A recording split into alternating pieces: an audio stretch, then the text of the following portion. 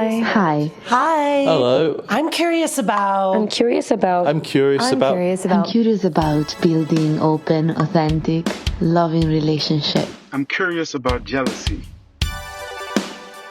I'm curious about polyamory. Does it just mean that you're fucking all the time? How can I tell my parents that my partner is already married? I'm curious about how do you know when you're too busy to have another relationship? I'm curious about dominant and subordinate relationships. I'm curious about sexual health.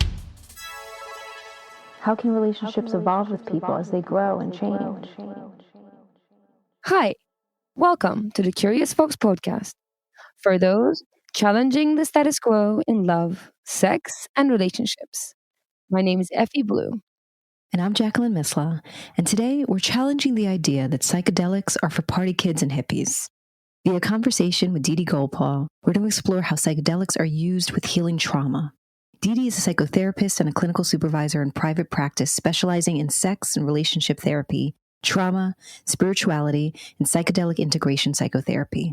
They're also a member of the Woodstock Therapy Center ketamine-assisted psychotherapy team.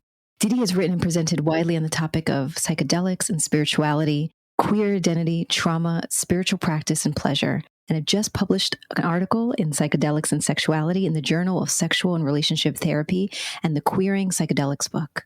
Dee Dee is the Community Support and Integration Director at the Hudson Valley Psychedelic Society and has clinical training background in sex therapy, EMDR, internal family systems therapy, and psychodynamic psychotherapy.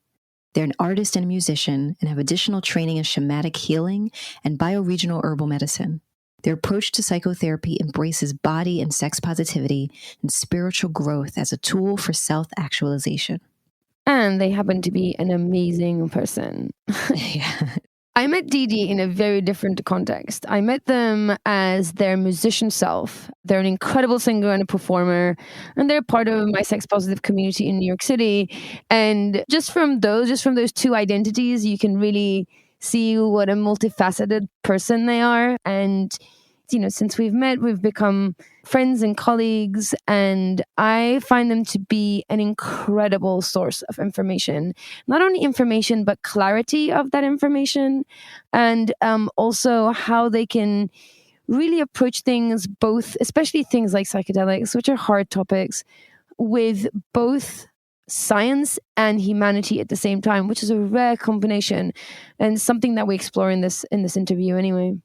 Yeah, it's true. There are certain guests that after we speak with them, immediately afterwards, I was like, oh, I want to be their friend. Yeah. I want to go out to dinner with them and just listen to them talk about that topic for hours and hours. And Dee Dee was definitely one of them. It was a great conversation with an incredibly engaging and informed guest. And the conversation made me both feel hopeful and actually really pissed off. And so I'm interested to see how other folks react to the conversation around what is possible, what we have access to, and all of the things that are available in the world around helping us in our healing journey. Mm-hmm. Enjoy the conversation. Dee Dee, welcome to the show. Thank you so much for having me. It's so exciting to have you. This has been a topic that there's been a few topics on our docket for a long time. We're just like, we want to cover this stuff. Who do we cover it with? And this has been on that list for a while because we were trying to see how can we tackle this with somebody who's like a professional, who's sensible, and will really bring some new light to the way that we think of psychedelics. And this show is about challenging the status quo, and the status quo around psychedelics is that they're, for party kids or hippies, and that's about the extent of it. Yeah, actually, and I want to note in there because recently I have seen, I think 2 or 3 documentaries on Netflix. I think that Gwyneth Paltrow now has an episode with her work in Goop that talks about psychedelics. So it's interesting because I see now that was the sense of it's for party kids, it's for hippies, but then it also then quickly became super mainstream and the things that people are talking about. And it does not feel like that there's that space in between where there's actually information. Yes. Where folks feel informed, or folks really understand the power of it. It was either for party or now it's the thing to do, but not that really understanding of where it came from, what the power of it is, what the impact can be in one's personal life. Yeah. Yeah, I mean, to understand a little bit about those perceptions, you have to understand something about the history of psychedelics, right? Because let's not forget that these medicines are nothing new for the most part. You know, the history of psychedelics go back centuries in indigenous use. But what we commonly think of psychedelics is more in the camp of LSD, which is a synthetic substance that was synthesized first in the 1940s. So throughout the 50s and 60s, you have this emergence of psychedelic research, and they were looking at substances like peyote, LSD, to treat mental health disorders, depression, alcoholism. There's actually quite a lot of robust study happening. Then psychedelics sort of enter into the counterculture in America, right? And you have the blueprint that we think of, which is what Effy was referencing, like the hippie culture, party kid culture. And, you know, psychedelics get folded into this idea of kind of peace and love and free love, counterculture, all of that stuff. So it's that really sends psychedelic research, which had been on a promising trajectory in the 50s and 60s, crashing to a halt. The Controlled Substances Act gets signed into law by Nixon. And this really just brings all of the scientific research screeching to, you know, a conclusion. So it's not really until the 1990s that very slowly, timidly, and cautiously, scientists begin to, again, look at psychedelics for mental health purposes. So now we're in what many people consider to sort of be a renaissance of that kind of research. And the pendulum has really swung the other way. Psychedelics now have, not only do you see them on, you know, Goop episodes or whatever, but the idea that they are really in service to making us more functional and productive people is very much part of the clinical research. Like the federal government just approved funding for the first ever study has federal funding. So I should back up and say there's been robust study of psychedelics that has happened in the past 15 or so years. It's all been privately funded. The U.S. government has stayed far away from funding any kind of research into psychedelics. But the first ever government funded study is getting off the ground, and that's looking at psilocybin mushrooms for smoking cessation. So we see that it's come very far from the world of counterculture to the world of these things can be used in these intensely practical ways in order to help people with things like quitting smoking. So, you know, we've seen a real arc from party to very practical, health-focused types of applications for psychedelics. And what I hope to do in my work is find some middle ground in that. Has there been research that's happened in other countries? Like, are we further along in the United States, or is this something that you've seen kind of across the globe where there has been this up and down of interest and research and understanding around the power and use of psychedelics?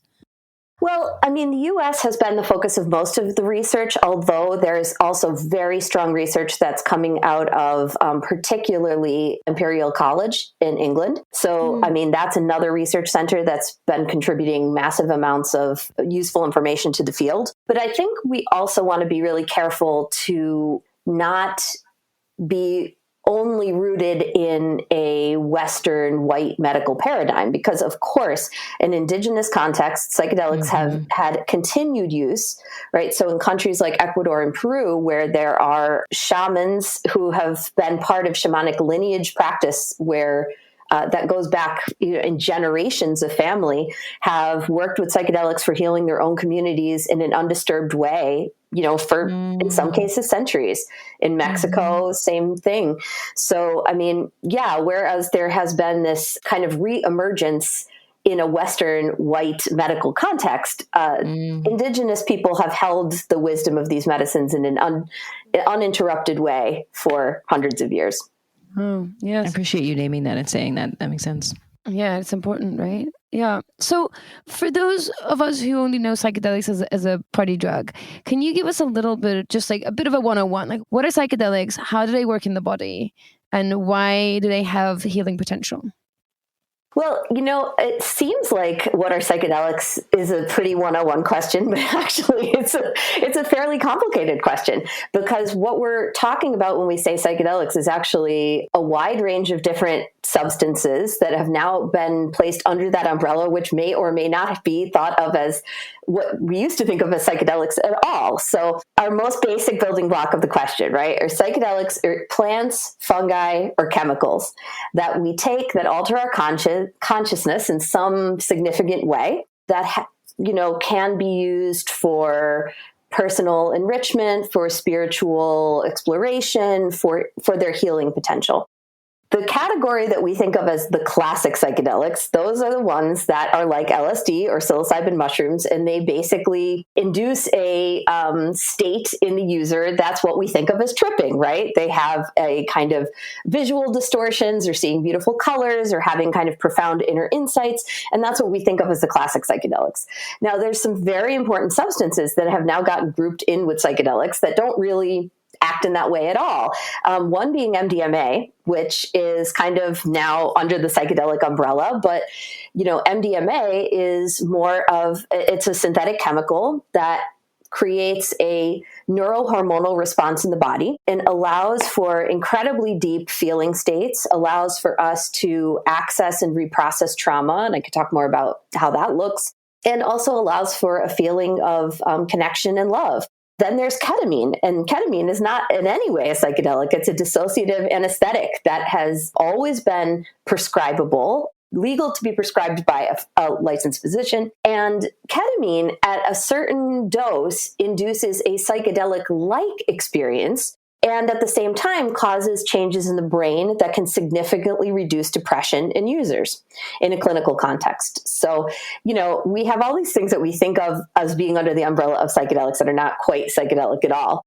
The answer to what they do in the body is just as varied, right? So if I were to speak in broad strokes, psychedelics bind to certain receptors in the brain, causing us to have a distortion in our usual experience of our thoughts and feelings that can have profoundly positive impacts on our day-to-day lived experience when coupled with either supportive psychotherapy or coaching or personal work that helps us to make sense of the material and feelings that we experienced in that altered state. I don't think I've ever heard such a succinct definition. No, really though. I think I need to sit with that, because not only did that feel incredibly clear, it felt important. And I think also legitimate, right? Because we don't have it ever spoken in that way. So now you're like, oh, okay, what we're talking about can sit next to, any other medicine that we talk about in a legitimate kind of way. Yes, because these are medicines. These are legitimate medicines in every respect. There is a lot of research out there. If your listeners have interest in the specific neurochemical actions, there's a lot of research out there about what each different psychedelic does and how it does it. But that would be the whole podcast if we got into, the specifics of that. So I'm giving you sort of the broad strokes. No, I mean, we speak to guests and we're like, you have to come back and tell us more about that thing. So we might at some point be like, did he come back and explain to us like one psychedelic at a time? So that's super interesting. I think something that you said earlier that stuck with me actually, which is like the first thing that they've allowed psilocybin is to giving up smoking. Is that what you said?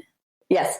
Which I find fascinating. Of all the things, that's like the thing that managed to make it through all the paperwork, which, it's an interesting thing to me. What I'm really interested in is I know that psychedelics have been used in healing trauma for a long time. They've been really effective in healing trauma. Mm-hmm. Can you tell us a little bit about why specifically trauma and why psychedelics are effective treating trauma? Well, the answer to why psychedelics might help people quit smoking and why they treat trauma are not that far from each other.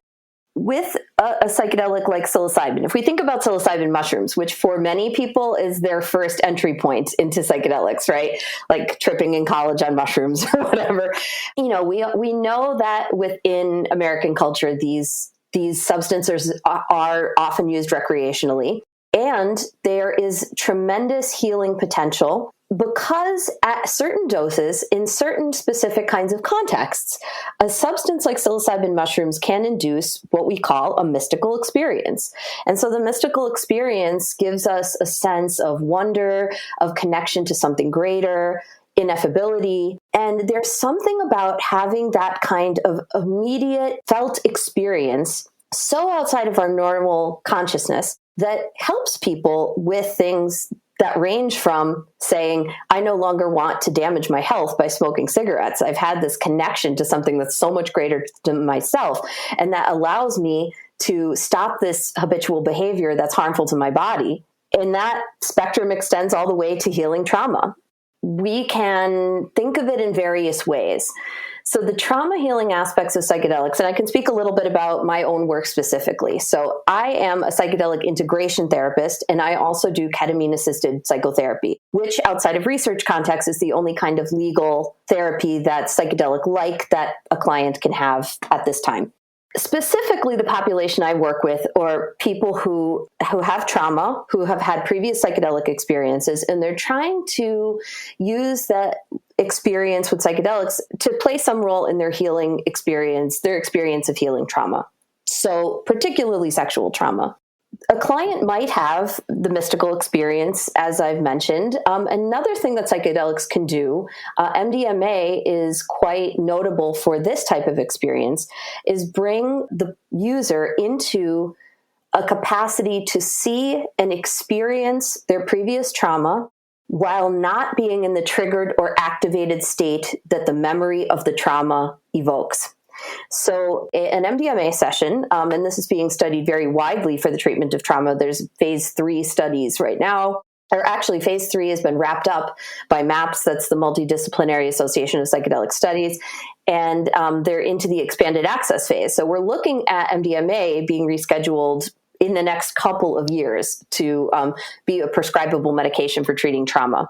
And the way it works is that there's this cascade of normal hormonal responses in the body that allow the person taking it to have these kind of feelings of well-being, feelings of connection and love. And with a therapist's guidance and with proper preparation, a person can then confront previous trauma, let's say childhood sexual abuse, and be able to look at that and reprocess it from a safe distance. So the body is not getting into this activated and triggered state that would be common of a person being flooded by traumatic memories, not in a psychedelic state.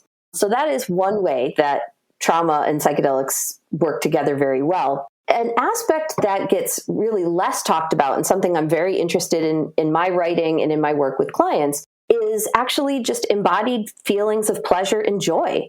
You know, research does not do a very good job looking at how we heal through feeling good. There's a lot of emphasis on confronting trauma. There's a lot of emphasis on how our symptoms rate from the beginning to the end of looking at, trauma therapy.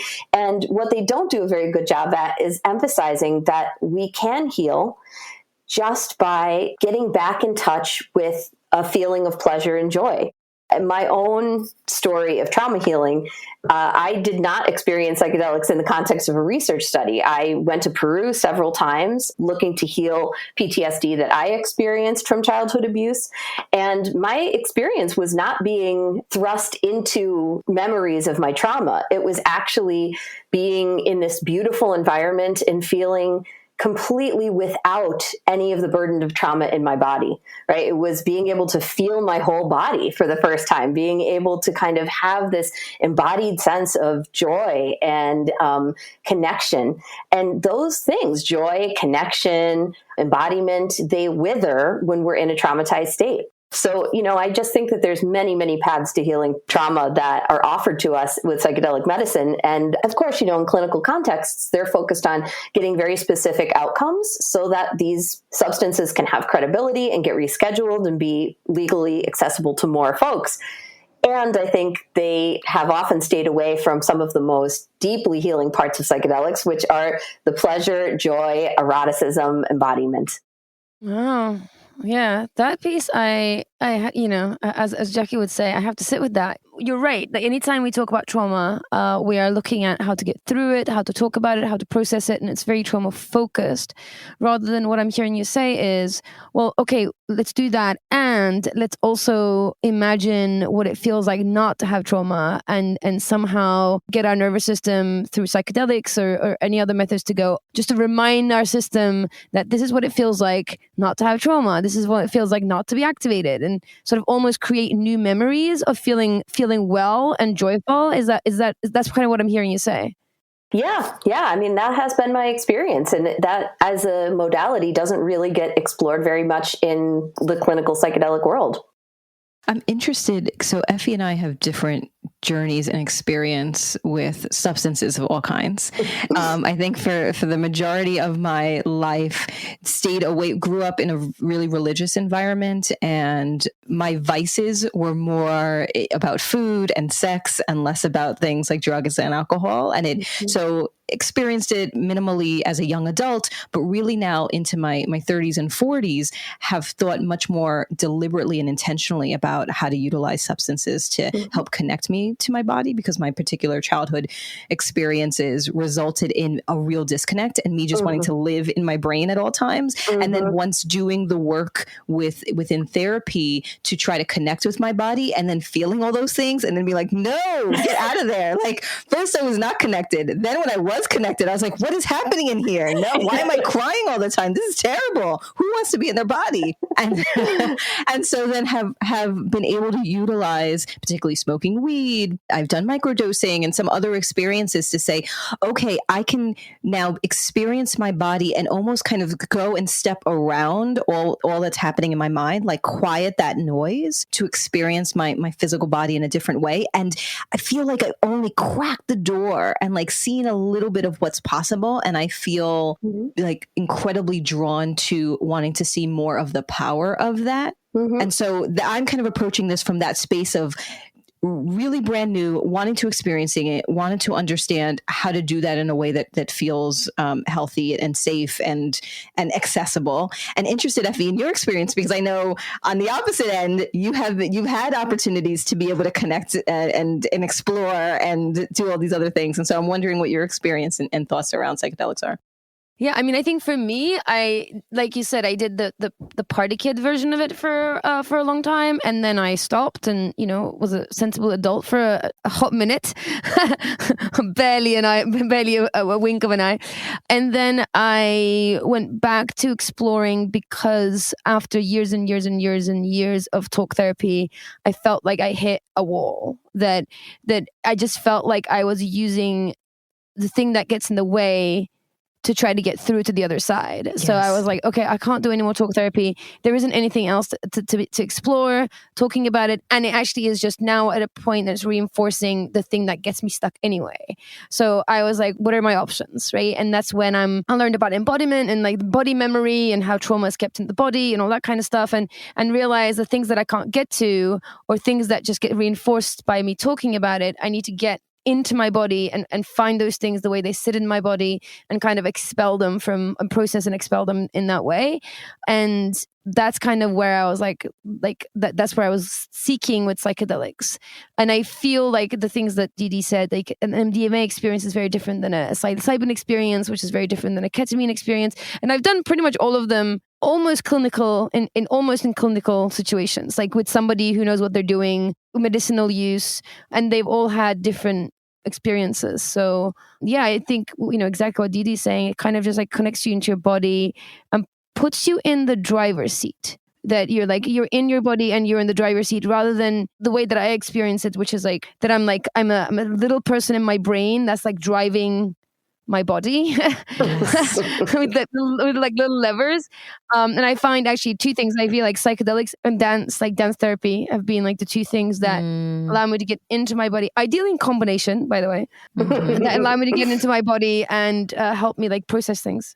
Can you talk through then, Dee Dee, the distinction between kind of having an experience of psychedelics, like you described maybe going to Peru or Mexico and doing that on your own, versus it happening within a therapeutic experience? Like, what does psychedelics assisted therapy look like? Well, I'm going to build off something Effy said to sort of bring us into the answer to this question. So, yeah, you are, Effy, the driver, the pilot. I can't remember what languaging you used of your body, but you have a very good co-pilot. So what I'm interested in my research is also looking at another aspect that gets sort of left out of the therapeutic paradigm, and that is the role of the sacred in psychedelic healing. I want to be very clear before I go into this. I am a white person. I am not an indigenous person. I don't speak for indigenous people, and indigenous practices around psychedelics are not one monolithic thing, right? So I'm speaking from an academic perspective and also someone that has benefited greatly from receiving healing from genuine shamanic practitioners who are indigenous people. So, before I go on, I want to just give that caveat. The shamanic approach to psychedelic healing is that the plant has its own sentience and its own spirit, and that spirit joins with you so that it is there as a guide and ally in your healing process. So yeah, you are the pilot, and you have this plant spirit or plant ally that is with you, guiding you through that process and offering you healing. And that's a pretty profound thought. Now, Jacqueline, to get more into your question about how is that different from the clinical context. So clinical contexts, by and large, are using synthetic versions of any kind of psychedelic. So you think of psilocybin as being a mushroom, right? A substance that grows out of the ground. But psilocybin mushrooms are actually extremely varied in terms of how much psilocybin they have, strain to strain, what types of effects that they have. So in a research study, what a person is getting is a very precise dose of the synthetic psilocybin. And generally what they're receiving is preparation for the experience and then non-directive psychotherapeutic support, generally with 2 therapists that stay with them and in a supportive capacity during the psychedelic experience. So when you encounter psychedelic healing, say in a more indigenous context with a shamanic practitioner or a neo-shamanic practitioner, there is this idea that the spirit of the medicine is involved in your healing process and that the shamanic practitioner is in some way offering through their singing or through their healing practices, channeling that spirit so that it can enter your body and join with the shaman in doing healing work. Now, this is obviously very, very different than what we think of in the clinical world, which is that the experience of the substance itself is creating these effects, right? Certain substances like ketamine, for example, have an observable antidepressive effect in the brain. That's just true.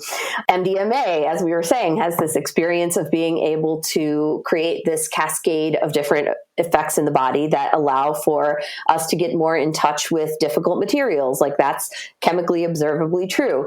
So there is this idea of the medicine doing the heavy lifting combined with the therapy in the clinical world, whereas in the shamanic world, it's more of this kind of relationship between the spirit of the plant, the shamanic facilitator, and the person that's receiving the healing.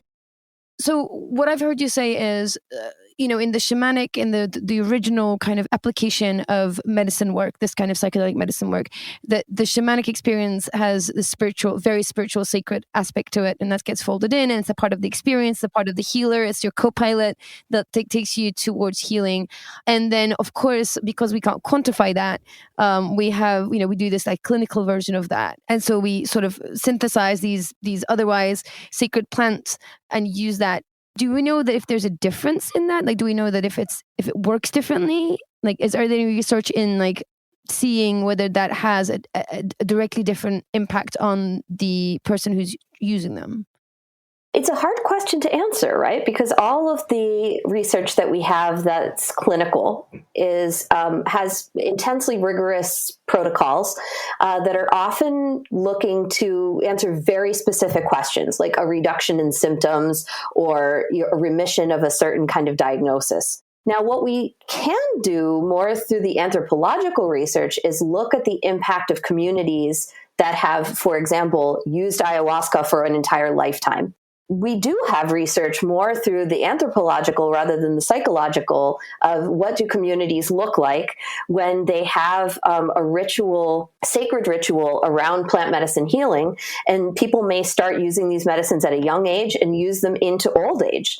And what we know about those communities is they tend to have intense well-being. They tend to have very low rates of alcoholism or substance use. They tend to be quite harmonious. People tend to have a high degree of psychological well-being and harmony in their lives. So, we do have some sense of what it might look like if psychedelics were integrated into community. And we have a sense of what psychedelics look like in a clinical context. And there's a lot to fill in the spectrum in between. My work is really transpersonal in a lot of ways. I'm very interested in talking about spirituality with clients. I'm very interested in bringing their own unique spirituality in as a tool into their healing practice. And there's other, very strong voices in the psychedelic science world that think spirituality has no role whatsoever in psychedelic healing. That psychedelic science is science, and spirituality and science don't meet. That's not my view, but there's an awful lot that will emerge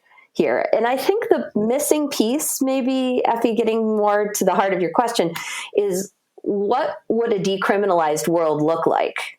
So another strong movement that's happening right now is drug decriminalization. And the substances that are sitting at the forefront of that movement are psychedelics, simply because many people are coming around to the fact that psychedelics are not addictive, largely safe when used responsibly by most people.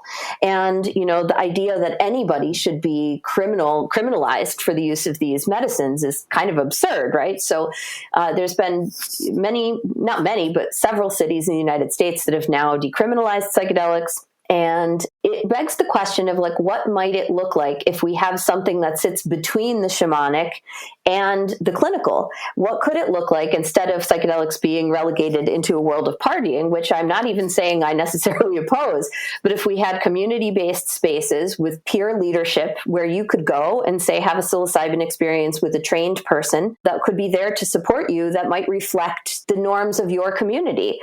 This, I think, is particularly important for communities of color in the United States, for queer people that are really, really underrepresented and have been traumatized and are not well understood in clinical contexts, because most of the people who have designed these protocols are white men for the most part, right? So I have this vision of this space that could exist in between, where a trained facilitator might be able to work with people of your own community in a legal capacity that are not being treated necessarily for a mental illness, but are looking for, to do spiritual work on themselves, or looking to have something that's just a support and understanding themselves more deeply.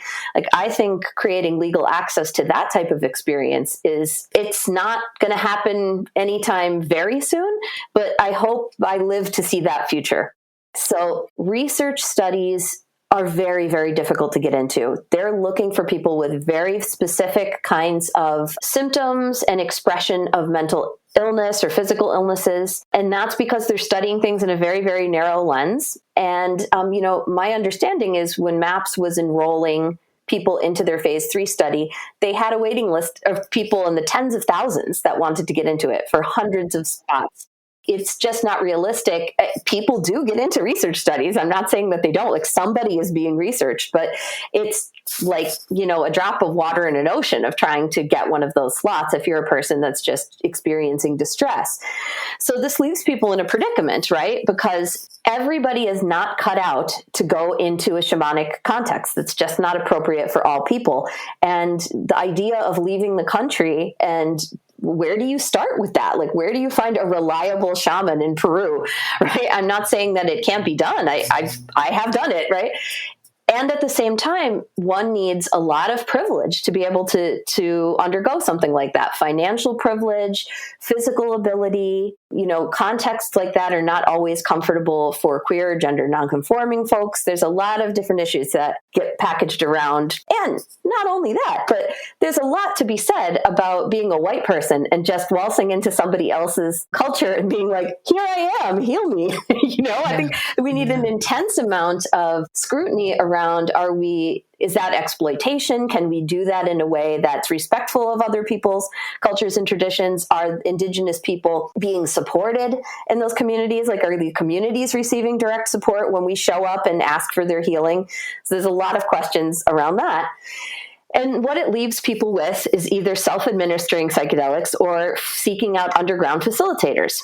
Now, I have met people who do underground work who are some of the most caring, well-trained, experienced facilitators out there. I am not in any way putting down people that are literally risking their freedom to offer this work to people.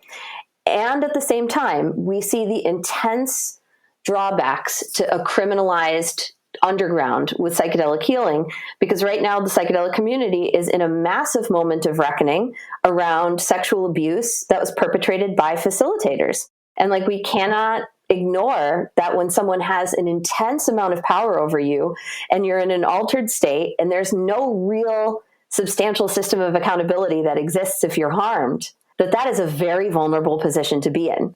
Now, I want to make clear, like, the vast majority of people who do this work, that is not going to happen to them, but it has happened. And it's when you are already traumatized, and to think of being further violated in such a vulnerable state, it's unthinkable to me. So, I think that the closer we get to decriminalization and the closer we get to a broadening of clinical services around psychedelics, the safer these substances will be. Not only safe to the physical body and psychologically safe, but also greater systems of accountability around the person actually being safe while they're taking the substances. First of all, I can't even imagine the damage it can cause to somebody who's trying to heal from trauma to be further violated and traumatized on that journey. So that's huge. I'm curious to what, if people are, if our listeners are kind of have taken this on and they're looking for someone to heal them, and what are some of the things they need to watch out for? What are some of the due diligence do you suggest they do? How can they protect themselves? How can they ensure that they connect with somebody who truly wants to help and to heal? Yeah, I mean, listen, it's very complicated. In my clinical work, I don't make any kind of referrals whatsoever for people to do underground work, because I think it becomes incredibly complicated between therapist and client. I strictly work with people in an integration capacity or in a legal capacity. So, I mean, these are great questions, Effy, and, unfortunately, there's no easy answers. But if a client came to me and they said, for example, I would like to do an ayahuasca ceremony, I'm going to be curious about that. What do you want from that experience? How could you access it? Like, in what ways are you considering trying to access an experience like this? So one thing that a person can do is ask a lot of questions about the person that might be facilitating this. How are they trained? What kind of background do they have? Do they have psychological training? Do they have shamanic training? What exactly is the context going to be like? Are there going to be other people there? Often going with a friend and having somebody else present that is, not just you and the facilitator. For some people, that gives an additional sense of safety.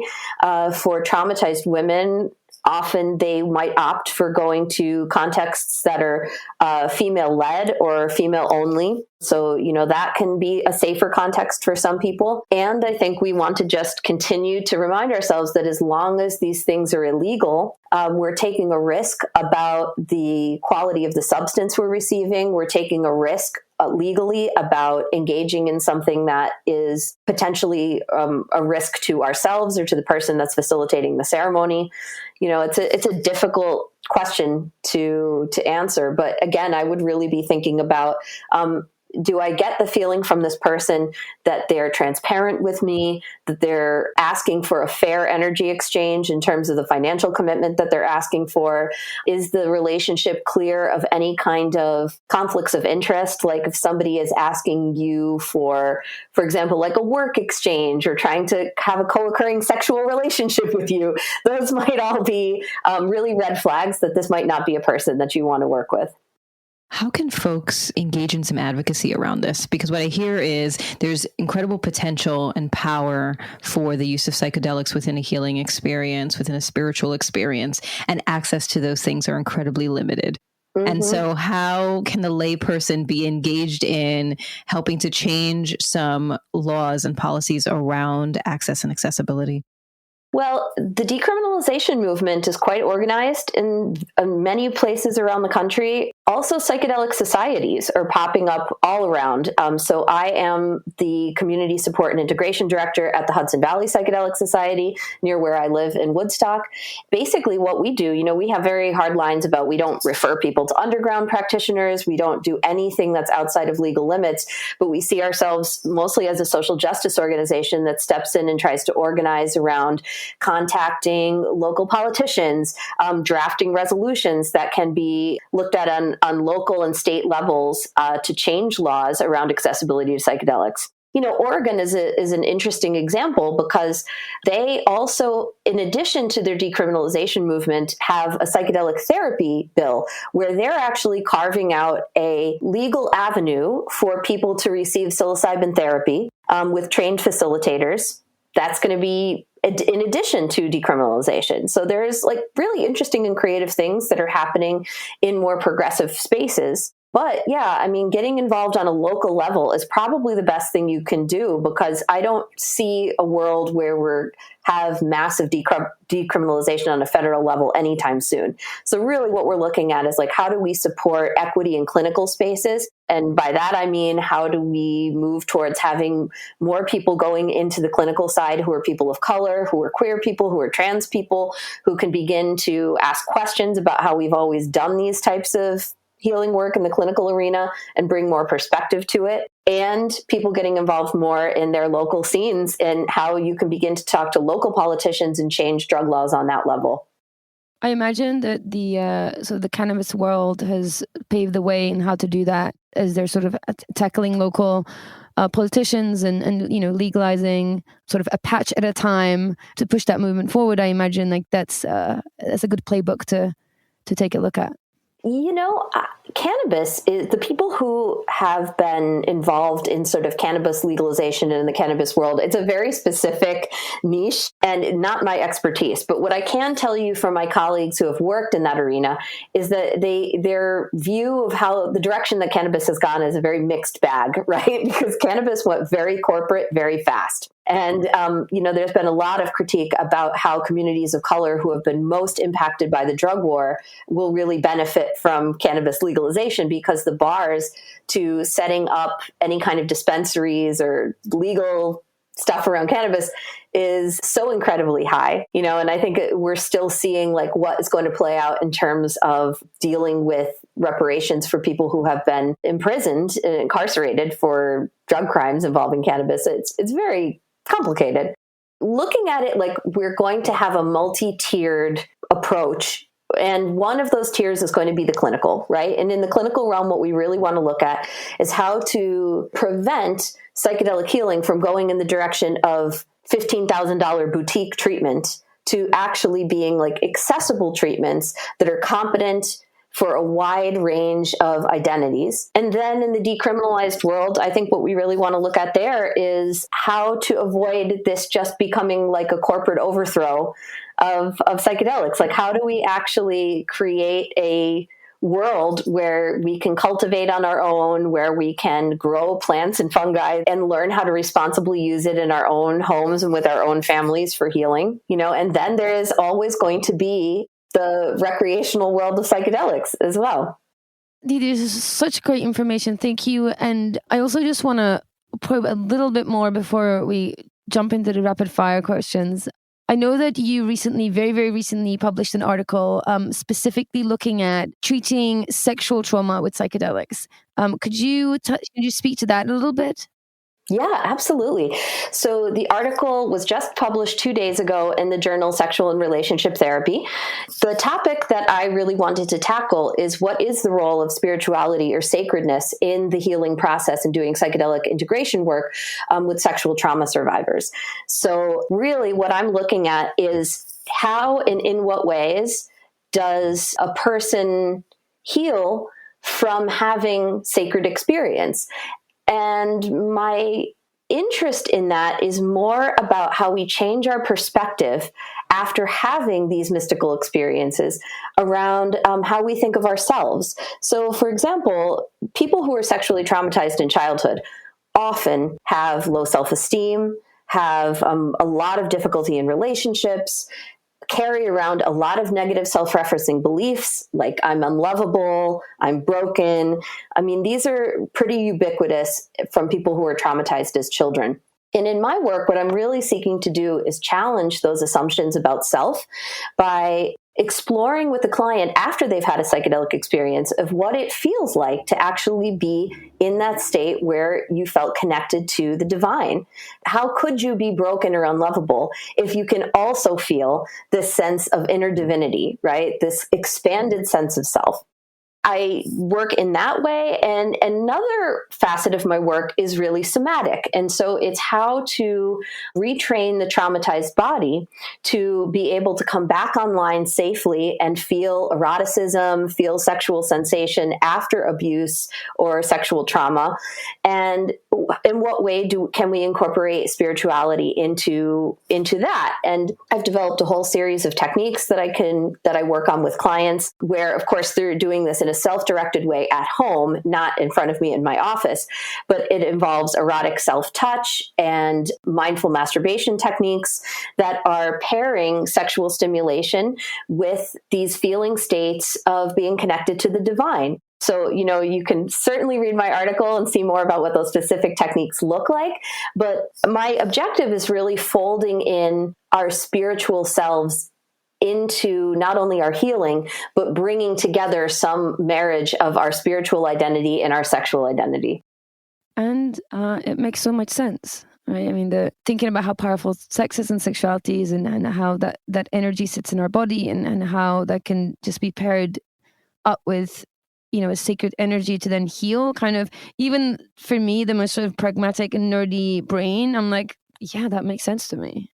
Yeah, it's interesting because I continue to become confronted through this work with my religious upbringing and continue to want to sit with and indulge and engage in the spiritual and the sexual in the same space and recognize that each time that comes up, like what happens inside of me, where years and years of training, like, no, that's not possible. You can't do that. Absolutely. And feeling drawn to saying, no, actually, that feels like the only way for that to feel safe and good and whole.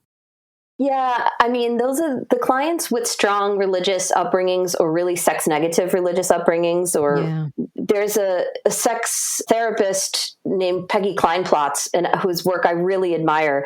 And I'm not quoting directly, but she had just this really brilliant thought about that, we're raised to believe that self-respect is about withholding. And then as adults, we're trying to retrain ourselves to understand that self-respect, it has to do with asking for our desires to be met. Mm-hmm. And, that is an extremely complicated thing when we've had a religious background that exploring our body is bad or sinful. Sex is bad and sinful. Mm-hmm. Bringing spirituality into that as an adult is really challenging and rewarding. I appreciate this conversation. Personally, I appreciate it because I think I named in the beginning that I am curious and know that I need to continue to be on the journey of connecting with my body and moving past my mind to be able to heal trauma. And it is both helpful to see what is possible and accessible and frustrating to understand the blocks that get in the way. Mm-hmm. And so the community organizer spirit inside of me is ready to be on the supporting end of advocacy. And so I appreciate you giving us some channels to that. And we'll include the links to what you shared, not only the article, but the organizations that you work with in our bio, so that this way folks can get engaged. All right. So Dee Dee, going to ask you just a few questions, rapid fire questions, just to get to know you a little bit better before we close. And so the first one is, what is one piece of advice that you would give to your younger self about love, sex, or relationships? Just that you will be loved and that you deserve love. Yeah, perfect. Yeah, exactly. Okay, what is one romantic or sexual adventure on your bucket list? I'm going to indulge in a slightly longer answer here. My personal healing journey has brought me from a place where I had a lot of very sexually adventurous experiences earlier in my life. And through my healing work with plant medicines and sacred medicines, I have come to see that some of that was really wonderful for me, and other parts of it really came from an unhealed place that was deeply craving affirmation and stimulation and love, looking for love in the wrong places, as they say. So I guess, the biggest adventure of my life has becoming really sexually grounded, entering into a sexual experience and a sexual relationship with myself that feels healthy and strong and committed. Oh, love that. Goals right there. Hashtag goals. How do you challenge the status quo? Well, I'm seeking to challenge the status quo in my work by, developing techniques of working with a population that's underserved and considered challenging to work with. Trying to ask questions and bring things into our understanding of psychedelic integration therapy that are outside of what's really being explored in the clinical arena. Such good work, such an amazing work. So also, how do you challenge the status quo seems to become such a redundant question for us, because everybody that we speak to, the answer is often like, I wake up in the morning and, my whole life is challenging the status quo. Though I do love the answers. We have such a great array of answers. Last but absolutely not the least, what are you curious about lately? On a personal level, I'm curious about delving more into creativity as an aspect of healing. So I'm interested in more in both in my own life and with my clients of exploring art making, exploring writing as vehicles for profound healing. Absolutely. I love it. Yeah, that's beautiful. Dee Dee, so amazing. Yeah. So informative. I'm actually kind of enthralled. I've just checked in with myself, and then as I was listening to I just realized how much I've been listening. And normally we're taking notes, we're managing a bunch of things in the back end. What I've noticed is I'm just enthralled by all the things that you're saying, and I'm looking forward to listening to this again and again, as we have to do for editing. And there's just such good information there, and it's so clear and so accessible. It really legitimizes his work.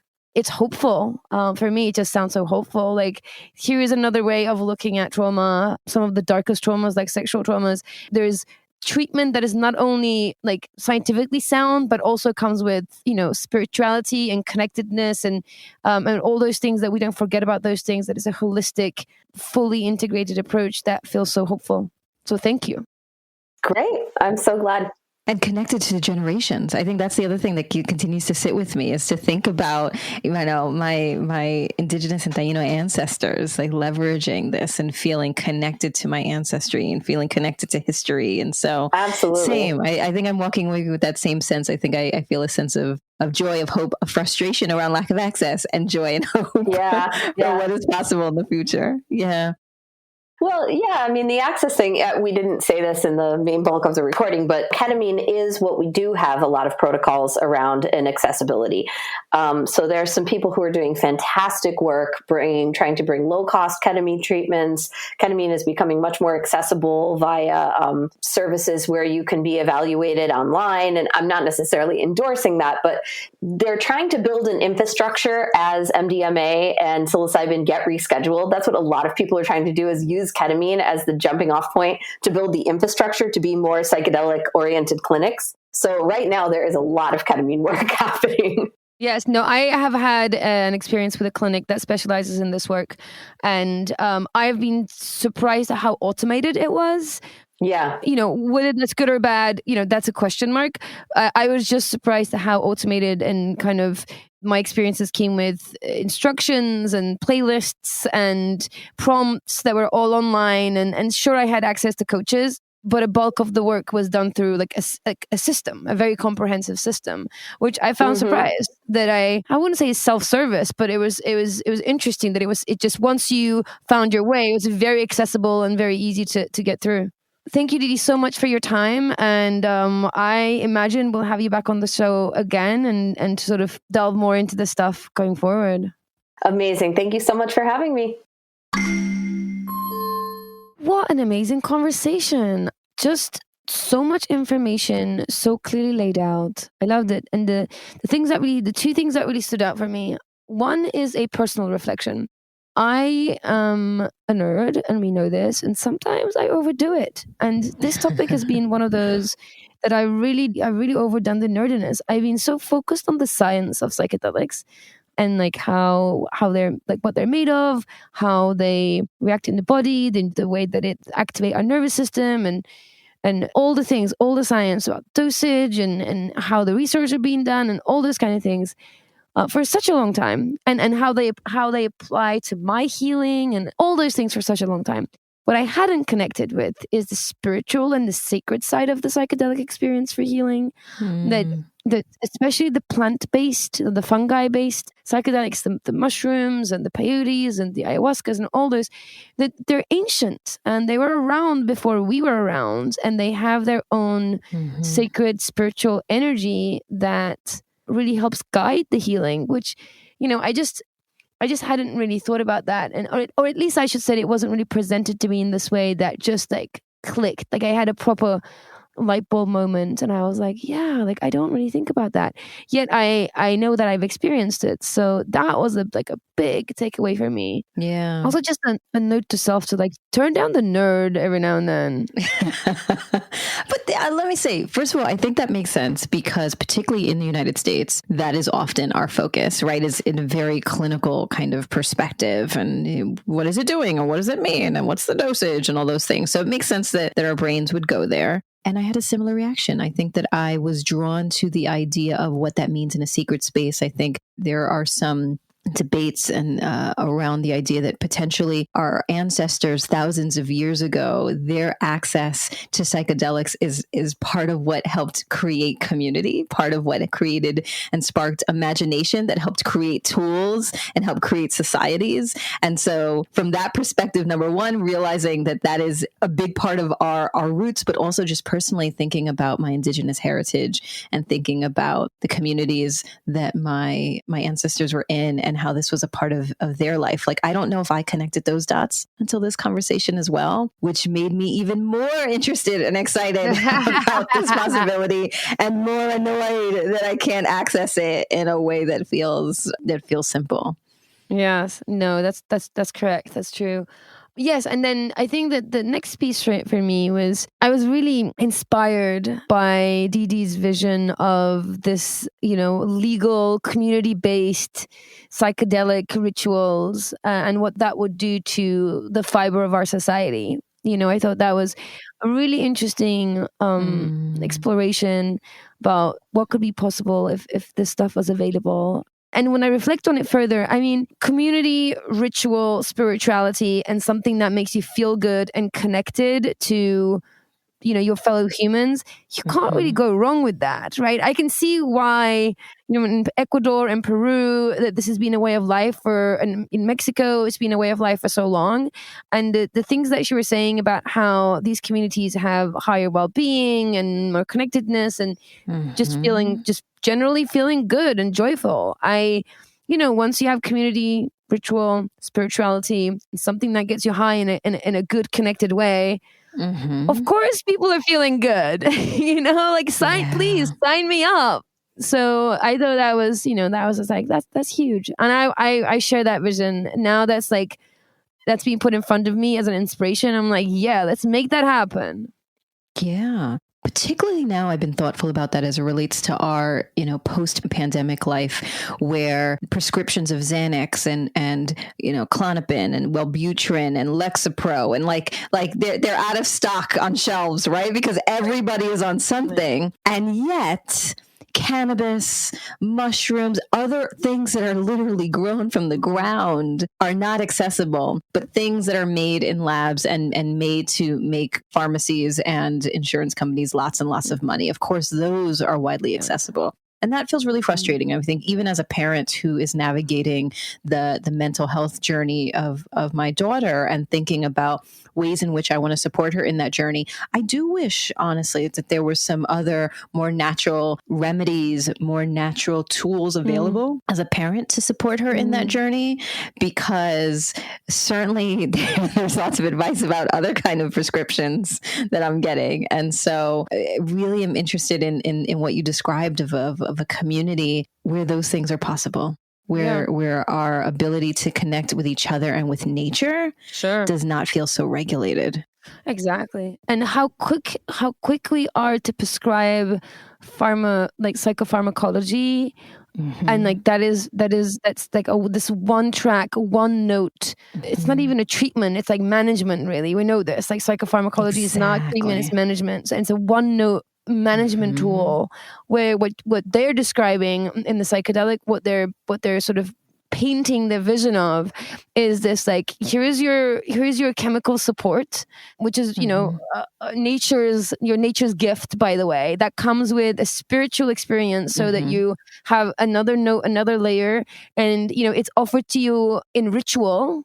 Right, you're not popping a white cap of an orange, bottle and like popping a pill, but it's offered to you in community, in a ritual that is so much more of a holistic, grounding, connecting experience that feels so much more healing, just even in theory, just in my mind, than a piece of paper with some chemical written on it that I go and get and I pop every morning and cross my fingers and hope that I feel better. It's completely true. Yeah, I'm on Wellbutrin and I take it in the morning when I take my vitamins. So they're all like lined up in the counter: my multivitamin, my vitamin D, my fish oil, my probiotics, my Wellbutrin. Like and you drink your water and you keep it moving. When I was doing microdosing, that was a ritual experience. I would make some tea. I would create some space in the morning. I would think of an intention. Like, just the experience, as you noted, was just so different. And it didn't feel like maintenance. It felt like a checking in with myself. And I think this conversation helped me realize, like, I need more of that. I need to figure out more ways to incorporate that into my life.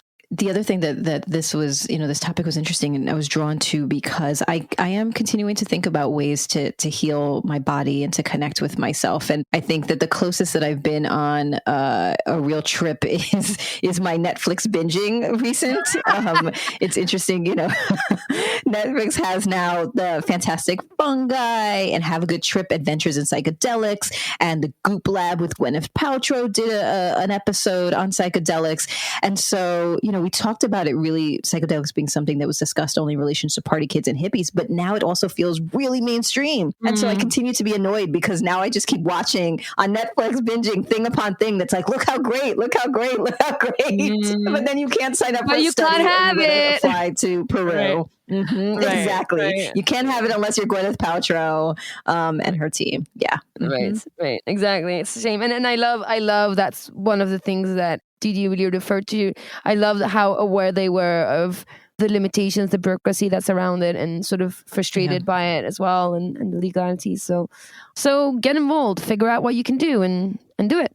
We're going to put the links in our bio, I think, because I am now feeling that sense of I need to advocate. We need to do something. We need to connect. And so I think Dee Dee gave us a few different references, but it sounds like within each of our local communities, there are some spaces and places that we can link folks to in order to do some advocacy. And so if you want to find out more ways to be involved, to be informed, number one, we'll put some links in our show notes. But two, you can go to Dee Dee's website at deedeegoldpaugh.com. That's DeeDeeGoldpaugh.com. Dee Dee's also written an article, many articles actually, including the one that they referenced on the episode, Finding the Divine Within, exploring the role of the sacred in psychedelic integration therapy for sexual trauma and dysfunction, which could be found on the Journal of Sexual and Relationship Therapy. To tap into the community and resources and fun that is found here within Curious Fox, then you can visit our website at wearecuriousfoxes.com or visit us on Instagram and Facebook at We Are Curious Foxes for photos and articles and conversations and sneak peeks. And to support the show and to indulge in your curiosity, join us on Patreon at We Are Curious Foxes, where you can find behind the scenes footage, mini episodes, over 50 videos from educator-led websites. Go onto Patreon. We Are Curious Foxes. And we're increasing our listenership. That is a focus of ours for this year moving into next, and we need your help. So please share our podcast or this episode with a friend. Quickly rate the show, leave a comment, subscribe on Apple Podcast, or follow us on Spotify and Stitcher. And then let us know that you're listening by sharing a comment, a story, or a question, by emailing us or sending us a voice memo to listening@wearecuriousfoxes.com. Or you can record a question for the show by calling us at 201-870-0063. This episode is produced and edited by Nina Pollock, who's a real trip to work with. Our intro music is composed by Dave Saha. We are so grateful for their work. And we're grateful to you for listening. As always, stay curious, friends. Curious Fox Podcast is not and will never be the final word on any topic. We solely aim to encourage curiosity and provide a space for exploration through connection and story. We encourage you to listen with an open and curious mind, and we'll look forward to your feedback. Stay curious, friends. Stay curious. Stay curious. Stay curious. Stay curious. Stay curious. Stay curious.